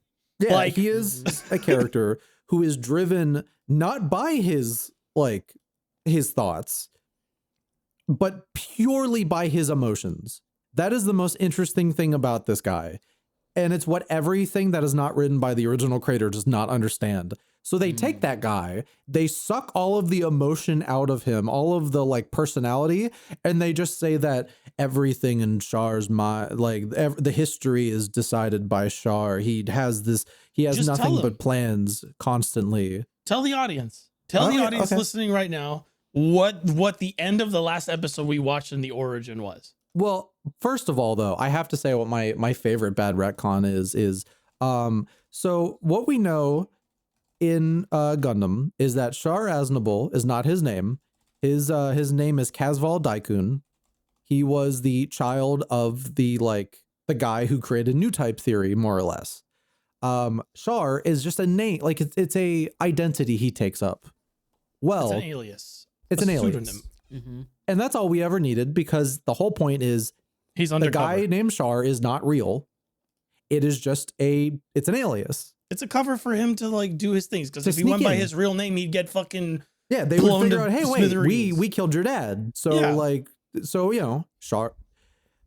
Gundam the Origin feels like they need to go as far as to say that Char Aznable is actually a guy who did exist, and when Kazval went to live on his colony with him, they met. They are the same age. They are identical in every single way but their eyes. They are not twins. They are not actually brothers anyway. Char just meets a guy that looks exactly like him to a T, and they both decide to sign up for the same army at the same time. Just so Char can have a moment where he gets this guy killed as they switch identities, because he knows that they're gunning for him. It's that level of prequel where it's just like, you feel the need to explain all this shit that was not necessary. Like, for another thing, Char's iconic mask, it's not just a thing he wears. No, it's a modified basketball mask that was given to him to cover up the color of his eyes, because the color of his eyes was the only thing that differentiated Char and Kazval. And then they go as far as to say that what kicked off the big war in Gundam was not just something that happened. It was that Char schemed a student revolution, which was the first major revolt against the Federation that the Zeons had, which ends up spiraling the 1 year war into the 1 year war, which causes the colony drop. So you're basically saying that Char caused the colony drop. And I'm like, I think you're stupid. I genuinely think that you are stupid. I have like, sorry, just we got to the end of that episode and I said, what is the point of giving the Zabi family more power if your goal is to kill them? Starting the war is exactly the opposite thing Char wants to do. By the way the origin sets up Char's character and what he believes in, Char should be on the side of the Federation because he wants to stop the Zabis from rising to power because they killed his dad for it. Also, guys, I have to go. I got like a work emergency. Oh shit. So just be like, I vanished. Bye. Guys, I'm getting swallowed. I'm getting swallowed by Kaz is dying. He's going back to his home planet. Bye. Oh, Kaz is going to his home planet. Oh no. it's just I hate prequels. I just it's so hard to do a prequel that's actually good, and especially because prequels have become so prevalent into everything. Every prequel is just like doing the same shit all the other prequels do, which so we just get prequels that explain shit that doesn't matter, or like just get shit wrong and they don't know how to adapt anything. It Again, feels like nobody has an opinion on the things that come out. They just see that it's successful and they just copy it because it's successful, and they just assume successful equals good. yeah, I would argue these are worse than the Star Wars prequels, like genuinely. 100%. 100%. I haven't been this upset about watching like a piece of media has not frustrated me. And by the way, I have not seen the original Gundam. That's how fucking bad this is, where it's like even my surface level of understanding of who Char Aznable is, like I watched the origin and I'm like, this is bad. I did see Char's counterattack, which is very funny that I've seen Char's counterattack and nothing else. But Yes. like this is absurd. This is absurd. It's the most frustrated I've been since like maybe Unicorn. I think Unicorn frustrated me like this.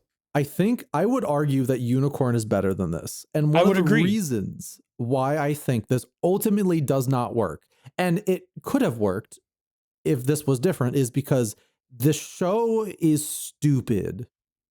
Like it is, they take this story, and even though it's trying to take itself seriously in a way, it becomes so often slapstick. Like there's humor that gets into this. Like it's animated, like it's not taking anything seriously. Characters are saying the dumbest things that you could ever possibly imagine. Like this is Gundam for people who think Gundam is stupid. It's baby sensory for Gundam. It's like baby. It's like a video it's like a cartoon you put on for like a child, which is weird. Like 80% of the 80% of the show is that, and then like recently the 20% that we've been watching is like, oh okay, now it's like got like more violent stuff in it. But for a while, the show is literally just like watch goofums, you know. Yeah.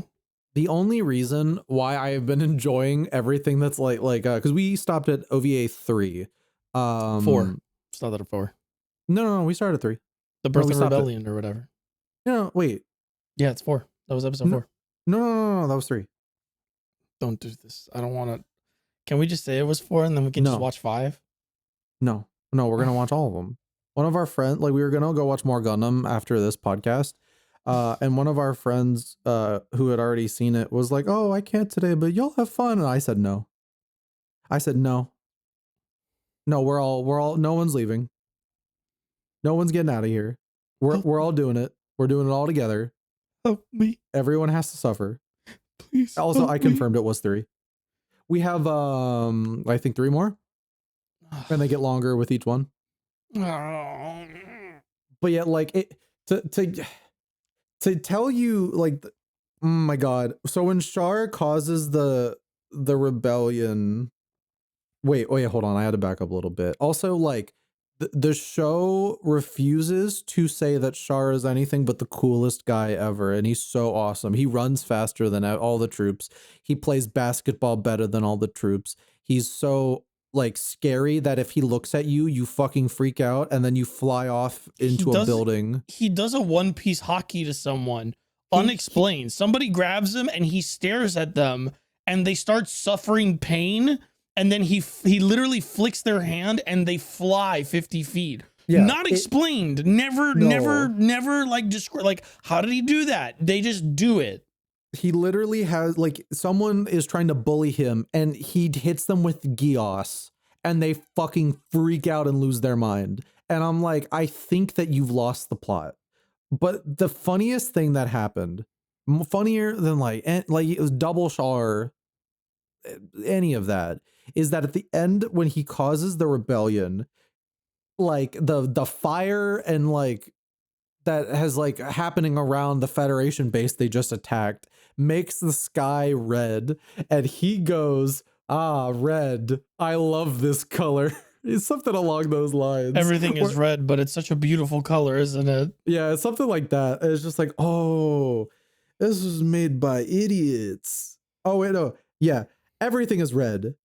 It really is a good color, isn't it? And it's like, get it? He's the red comet. And he's looking at the camera saying it. Like he breaks the fourth wall to tell you this. It's just stupid. It's so I Bad show. don't know how people like it. Like there are Gundams that I will understand. Like I don't agree with, but I get it. Like I get why people like Because Unicorn. I people get why because people like Gundam Seed. This is like I said, this is for and made by someone who thinks Gundam is stupid. Like this is someone who refuses to engage with the medium, like the media of the original Gundam, and thinks it's dumb, and that if anyone likes it, they're dumb and they can do it better. it's just surface level like buffoonery, and like it's it's for people that just want to like see a character on screen and they don't care if the character is actually the character they know. They just care that the character exists in some new thing. Right? Like it's just, oh, it's just more. It's just more. It's just, it doesn't matter if it's like true to it or like, you know, takes the original stuff seriously or is like a really good addition to like what we understand. No, it's just more crap. Like it's That's crap. content. Yeah, it's content. It's just content. Like it doesn't, Content out of the tube. you could replace every single character in the origin with different people. You can just change all the names out, and that would just be a generic like It would be comedy better, mecha honestly. anime, and it would probably be better because I would wouldn't be way comparing it. better. I wouldn't be comparing it. I think I would still be laughing at it, but like I would be more endeared to it than I would the fact that it's like a part of Gundam. Yeah. Like if this was a Fucking bad. Gundam AU, it would be better. Yeah, like But if they because they're, establish like- that it's like a goofy, like different thing. Yeah, because it would just work like that. But yeah, anyway, Gundam Origin rant Stupid. over bad, dumb. I can't wait to watch more. It's really funny. Go watch it. Buster says, IE Burnout band. A. I know. There was an I there, so I wanted to. A. A. Like you're opening your window and you're seeing a meteor come towards you, and you're like, No, ah! like you're in The Godfather. Hey. Hey, Burnout band. Burnout band. Simple one today. Favorite horror / spooky themed movie. Friday the 13th. Jason Takes Manhattan. This is hard. I've seen most of the Friday the 13th movies, if not all of them. Fun fact. I don't watch a lot of horror movies. We should watch Like- the Jason movies. They're really fucking funny. I just kind of don't like. I don't get a lot out of that. You know what I mean? Let's see. There's oh fuck, I'm trying to remember. Like, okay, I really like bad horror movies. Yeah. Especially in the 90s to 2000s, because I think a lot of them, like, as even if they're like bad adaptations, they usually get like atmosphere right. You know what I mean? We gotta let's see. watch Jason Takes Manhattan. I really like Halloween 1, which is fucking basic, I know, but like I do really like Halloween. Let's see. I've always really wanted to watch The Shining. There's one I want to like. Okay, there is a movie I'm thinking of that is not good, but I liked its vibe. I'm gonna try to like look it up, but in the meantime, I'm gonna spitball some facts and maybe you might know something about it. It is I think 90s horror movie. Maybe Owen Wilson is in it. Oh, It you're talking about the one where the bears are attacking through the walls. Maybe, I don't know, but like It's a haunted house, and he's in the haunted house, and it has maybe not. Well, it's like the setting inspired Scary Movie 2. Yeah. And later they made a Netflix series based off like a Netflix adaptation that was just okay. Hold on. I'm looking it up. It's honestly, The Haunting. The Haunting. It's The Haunting. The Haunting? Yeah, 1999 film, The Haunting. Catherine Zeta-Jones, Owen Wilson, Yeah, Liam Neeson. Yeah. Like I don't remember I've this seen being it. a good movie, It's but bad. I really. Oh, you've seen it? Yeah, I have. Yeah. I saw it when I was a kid. But I really like the set design. Like I really like that spooky castle. Like I remember watching this and be like, oh, I don't think this is a good movie, but like, oh, yeah, what you did around, like, there's some cool stuff in here. Another one. Again, I just like bad horror movies. I think they're fascinating. That's why you gotta watch Friday the 13th with me. That whole Like, series is full of bad ones. like Event Horizon.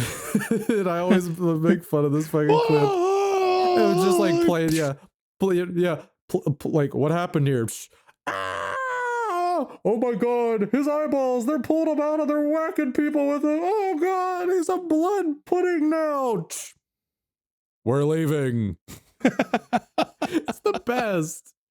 But no, I want to watch more horror movies. Oh wait, fuck, there was one I was another one I was remembering. Fucking, I think we watched this in Discord together. And you ended up thinking it was just funny more than anything. The Exorcist 3, I actually really like for the most part. I like The Exorcist 3. No, but you thought it was funny.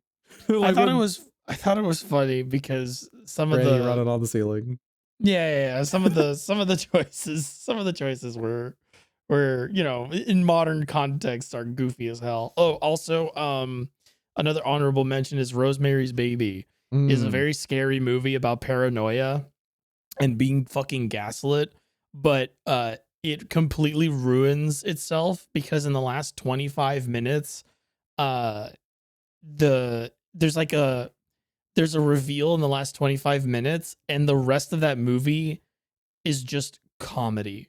It's just comedy. It is like I had uncontrollable laughter watching the end of Rosemary's Baby because it is so just it's really scary and then it's just not. That's Stephen King, right? Rosemary's Baby? I don't think so. Oh, Rosemary's Baby was, I'll look it up real quick. Actually, you know what the real answer is? Any David Lynch movie. Sure. But specifically, I think in terms of like horror, Twin Peaks Fire Walk with Me. That's probably my number one. Sure. I would say Lost Highway, but I don't think it gets like horror-y enough. Like it's definitely spooky and unnerving, but like I almost don't want to say it's that. I don't know. God, I gotta rewatch Lost Highway. I can't wait. I'm gonna bust that out on my TV when I move. But it is made by Rosemary's Baby is a story by Ira Levin or Dang, Ira Levin, I and don't the know director anything is about Roman shit. Polanski. Oh, oops. Yeah, and Is that the guy that did all that stuff? Roman Polanski, did he do stuff? I think so. Is he like a piece of shit? Oh, hold on.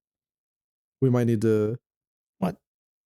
We might need to bleep some stuff out real quick. 1 second. Well, okay, yeah. I think the most appropriate I could keep this GC is that if you go to his Wikipedia page, he has a section called legal history, and if I say anything more, it would be too much. Ooh, But, I'm on the page now. Ooh. Yeah. Content warning. If you look into this, He's still making movies. Yeah. He was arrested on charges of being a pedo. And that's, I think, the most we can say. Yeah. Yep. Essay. Lots of essay. Oh my god, I'm still scrolling. I'm still fucking scrolling. The legal history section is like a book. No one should ever in their life strive to leave a Wikipedia page where criminal history is the largest section. Do not do that. But yeah, spooky movies. I gotta go make sure I watch one before the month ends. And then last one, Speedwagon asks, what do you think a Char Red Comet burger would be made of? Obviously, the buns are dyed red. I know exactly what first of all, it's a chicken sandwich. It wouldn't be a burger. All right. Okay. That chicken sandwich tossed in hot sauce, like the chicken breast. It's fried. Okay. It's tossed in hot sauce. Okay. Yeah. Lettuce leaf, obviously. Iceberg lettuce. None of that romaine shit on your chicken burger. Some tomatoes. Yeah. Okay. Okay. And then you saute some onions. Oh, sounds good. Yeah. You saute some onions. You put it on there, right? And Yeah. because it's red and tossed in hot sauce, and it has like the sauteed onions that are kind of like dripping a little bit, Mhm. you angle it like it's descending onto the surface. Yeah. And then you call it the Shark Colony Drop Burger. Oh, yeah. Okay. See, I like how we had a similar idea, but we're gonna go at this from different angles. Call it the It is Sydney Slammer. this is a burger. When let's say you're at the restaurant. I'm gonna say in your mental image, audience, picture this: you're at Red Robin. Red Robin has I used to work there. and he'll help GC as well. He'll be able to build the scene. You're at Red Robin. You open their menu. You're like, oh my god, the Char Aznable collab, and it's got the Char burger. Sure. Oh, it's like a ghost pepper burger. That's exciting. We used to have those. They were good. Yeah, exactly. And you're like, cool. You order it, and it's just like, oh, the Char burger, very good, very good. This is built by Char himself. Every choice done exactly just how Char would get his burger. Thank you. We'll bring your food out soon. Would you like some? I don't know, crazy fries. I don't know what appetizer are here. And he leaves. So the Char burger is a normal bun. A burger that's just a bit undercooked, seasoned with basically just salt. A dab of hot sauce. We had different approaches to this, I see. The tomato, it's a bit too watery and it's a bit too big and it takes up too much. You take one bite into it and you pull out the whole tomato. Yeah. The buns were not really toasted too much. So when you take a bite, it becomes mush and the burger starts spewing out. And then you go, I thought it was supposed to be ghost pepper. There's no spice in this at all. There's like no flavor. And then you realize you have COVID and you lost your sense of taste. Well, no, that's just the burger. And you go, oh, I must have COVID. And then they give you the COVID test that comes with the burger. It's like, no, your taste buds are fine. This is what Master Char always loved to I get. thought you were going to say the burger gives you COVID. Yeah, well, the burger gives you COVID and then you crash out. So yeah, I think that's what the red comet burger would be. There's nothing red on it but the big stupid tomato. It's too watery. And it sogs up the whole bun and it's just, oh. And like for some reason you keep like finding pieces of metal in it. You find pieces of plastic. It's got macroplastics in it. What the hell is it? Why is there a Bandai trademark on my fucking burger? Why is there a Bandai? Where's there a Band-Aid in my burger? And you gotta get the Char Aznable burger, man. The bun collapses in on itself because it gets too soggy by the tomato. It'll You're piss eating you a fucking off. casserole by the end of it, man. It's nasty. It's nasty. It's fucking soggy. Disgusting. You poke at the bun and it squirts out water. It'll piss you off. It'll piss you off. They're trying this new technique to cook the burger. They boil it. The lettuce is fucking old and it's like more yellow than green.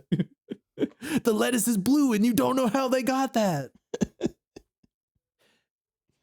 But yes, thank you. And thank you all for listening to another episode of Burnout Culture. We'll be back next time. Reviving Cause from the Big Machine. If you know where to find us, tell your friends. If you don't know where to find us, you know now. Yeah. And right. Don't lose us, please. Yeah, remember us always. We are not in your hearts, but we are in your peripheral vision on the internet at all times, probably. So And that's the way we like it. Yep. Bye. Bye bye.